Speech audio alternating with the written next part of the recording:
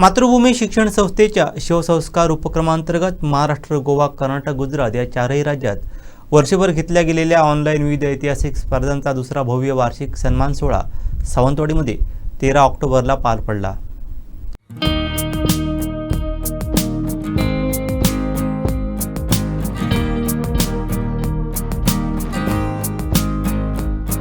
मातृभूमी शिक्षण संस्थेच्या शिवसंस्कार उपक्रमांतर्गत महाराष्ट्र, गोवा, कर्नाटक, गुजरात या चारही राज्यात वर्षभर घेतल्या गेलेल्या ऑनलाईन विविध ऐतिहासिक स्पर्धांचा दुसरा भव्य वार्षिक सन्मान सोहळा सावंतवाडीमध्ये दिनांक 13 ऑक्टोबरला नाथपै सभागृहात मोठ्या दिमाखात संपन्न झाला।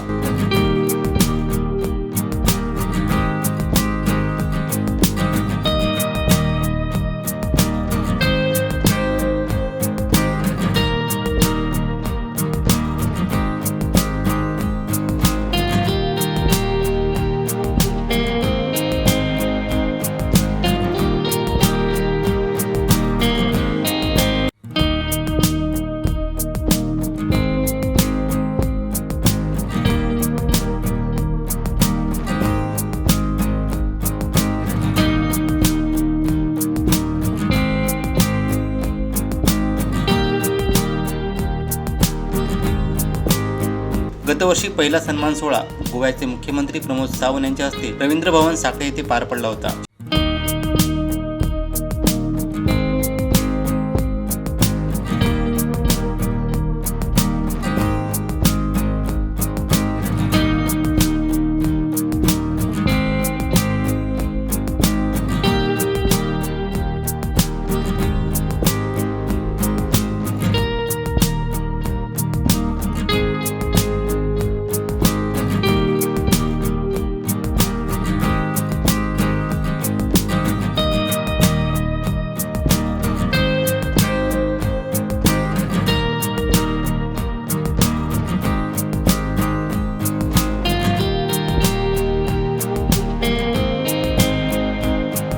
छत्रपती शिवाजी महाराज, संभाजी महाराज यांचे विचार कार्य मुलांच्या मनात रुजून शिवचरित्रांची पिढी निर्माण करणं हा शिवसंस्कारचा हेतू आहे। पुढे आला की जसं बालवाडीमध्ये आपण मुलांना एक सर्वांगीण विकासासाठी काही विचार रुजवण्यासाठी त्यांच्यामध्ये आपण जे उपक्रम करतो तसाच आपण काही ऐतिहासिक उपक्रम घेऊ शकतो का इथे।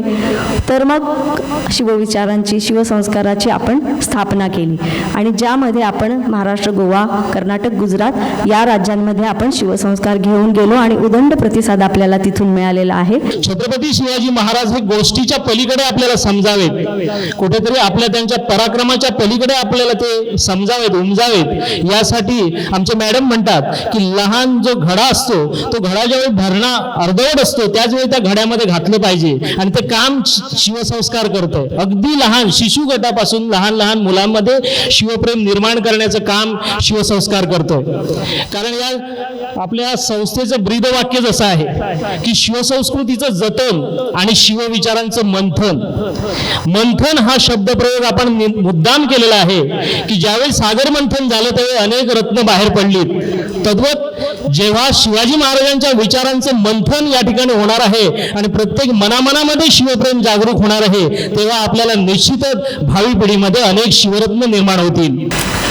तसंच म्हणेल की आपण त्या पद्धतीनेच म्हणजे मी शिवसंस्कारला त्यांच्या टीमला मी शुभेच्छा देतो की असेच कार्यक्रम करत राहावा। प्रार्थना करेल की असंच तुम्ही पूर्ण देशामध्ये जावा आणि त्याचा प्रचार आणि प्रसार करा। शिवाजी महाराजांनी कधीही हा विचार केला नव्हता। महाराजांनी आता आपण कोकणात राहतो म्हणून जाणीवपूर्वक लक्षात घेण्यासारखं आहे की महाराजांनी आपल्या सगळ्या अधिकाऱ्यांना सांगितलं होतं की वरकड फिरंगी लबाड जमात। महाराजांनी जेव्हा सिंधुदुर्ग बांधला तेव्हा पोर्तुगीजांकडून शिस्सा घ्यावं लागत होतं, आपल्याकडे चांगलं शिस्सा मिळत नव्हतं। महाराज म्हणतात वरकड फिरंगी लबाड जमात डोळ्यातील काजळ चोरून वर त्याचा रोजमुरा मागतील, ऐशी अशी विश्वास न धरावा। म्हणजे तुमच्या डोळ्यातलं काजळ चोरतील दिवसभर बसून आणि म्हणतील बघा दिवसभर बसलो तेव्हा डोळ्यातलं काजळ चोरले तेव्हा आजचा रोजमुरा मला द्या, ऐशी अशी विश्वास न धरावा। बरोबर मोजून घ्या। महाराजांनी परकीयांना जेवढं जोखलं होतं तेवढं पुढच्या पिढ्यांनी जोखलं नाही, म्हणून आपल्यावर 150 वर्षाचं राज्य आलं. ते जर यायचं नसेल तर आपल्याला शिवचरित्राचं अवगाहन करावंच लागेल. धन्यवाद. शिवाजी महाराजांच्या काळात फारसी आणि अरबीला तर प्रचंड महत्त्व होतं. त्यामुळे त्यावेळेचे सुद्धा हे मोठे लोक, वतनदार लोक घरात फारसी बोलायचे, जास्तीत जास्त हे करायचे, आपले व्यवहार फारसीत करायचे. ही सर्व असताना सुद्धा शिवाजी महाराजांनी धाडस केलं, फारसी अरबी ह्या राजे काढून टाकलं आणि आपली मराठी ही त्यासाठी त्यांनी तिथं राबवली. त्यासाठी राजव्यवहार कोश निर्माण करून घेतला. असे शिवाजी महाराज आहेत की प्रवाहाविरुद्ध जाणारे. आणि आम्ही मात्र इंग्रजीचं, बाबा आमची पोरं जर इंग्रजी नाही बोलली, इंग्रजी शाळेत नाही शिकली तर पुढं आमच्या पोरांचं भवितव्य बेकार आहे. अहो, ह्या पोरांना धड मराठी बोलता येत नाही, पुढे आपलं नीट व्यवहार करता येत नाही, आपला इतिहास नीट कळत नाही, इंग्रजांनी इंग्रजीत काय लिहिलेलं आहे तो त्यांना वाचून तो कळतो. असे शिवसंस्कार आहेत. ह्यासाठी शिवसंस्कार हे अशा प्रकारे ह्यासाठी राबवणारं ही जी संस्था आहे यांना खूप खूप धन्यवाद. हे मी खात्रीशीर सांगू शकतो की जरी सुरुवातीला राजगड राजधानी असली आणि 12 मावळ 36 नेऱ्यातली लोक शिवाजी महाराजांना साथ देणारी असली तरी सुद्धा शिवाजी महाराजांना ज्यावेळी राज्याभिषेक व्हायचं होतं आणि सार्वभौम अभिषेक तो करायचा होता त्यावेळी मात्र त्यांनी अतिशय विश्वासाने शत्रू चालून येणार नाही असा कुठला किल्ला निवडला असेल तर तो मात्र आपल्या कोकणातला रायगड निवडला. लक्षात ठेवा, शिवाजी महाराजांनी कोकणावर अतोनात प्रेम केलं. म्हणजे आपण जेवढं करत नाही तेवढं शिवाजी महाराजांचं कोकणावर प्रेम होतं.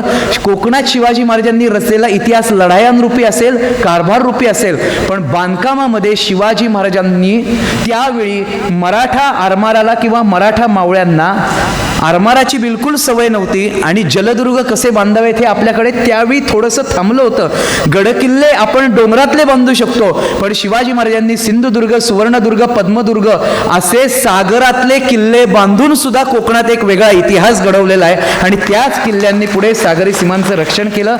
मला सांगायला खरं तर अभिमान वाटतो की जरी शिवाजी महाराज 20 वर्ष राजगडावर राहिले असले तरी शिवाजी महाराजांनी शेवटचा श्वास या आपल्या कोकणामध्ये घेतलेला आहे, रायगडावर किल्ले. छत्रपती शिवाजी महाराजांच्या जीवनपटावर तुम्ही साहेब कोणताही एखादा पिक्चर किंवा चित्रफित केलात तर माझ्यासारख्या व्यक्तीला हाक मारलात तर मी पूर्णपणे विशाल परब तुमच्या पाठीशी राहील. महाराष्ट्रामध्ये आजपर्यंतच्या इतिहासात जेवढे कार्यक्रम मोठे घ्यायचे तेवढे घ्या, मी तुमच्या पाठीशी आहे. छत्रपती शिवाजी महाराजांचं रक्त आमच्यासारख्या मावळ्यांमध्ये आहे एवढं सांगतो. मी भाषण आवडतं घेतो. अनेक जणांना कार्यक्रम पाहण्याची इच्छा आहे आणि कार्यक्रम खूप सुंदर व्हावा. पुढील टाइमला आपण हा कार्यक्रम पूर्ण जिल्हाभर आणि महाराष्ट्रात जावा. गणेशजी, मी पूर्ण तुमच्या टीमला शुभेच्छा देतो. 2.5 वर्षात छत्रपती संभाजी महाराजांवर आधारित त्यांच्या आयुष्यावर एक भव्य दिव्य असा मराठी चित्रपट घेऊन अखंड भारताच्या कानाकोपऱ्यात तो रिलीज करण्याचं जे माझं स्वप्न आहे ते देखील स्वामींच्या कृपेने पूर्ण होईल याची मला खात्री आहे. आमचे दिवसभरातले सर्व अपडेट्स, ताज्या घडामोडी आणि थेट लाईव्ह पाहण्यासाठी सबस्क्राईब करा, लाईक करा कोकणचं नंबर 1 महा चॅनल कोकण 7 लाईव्हचं YouTube चॅनल.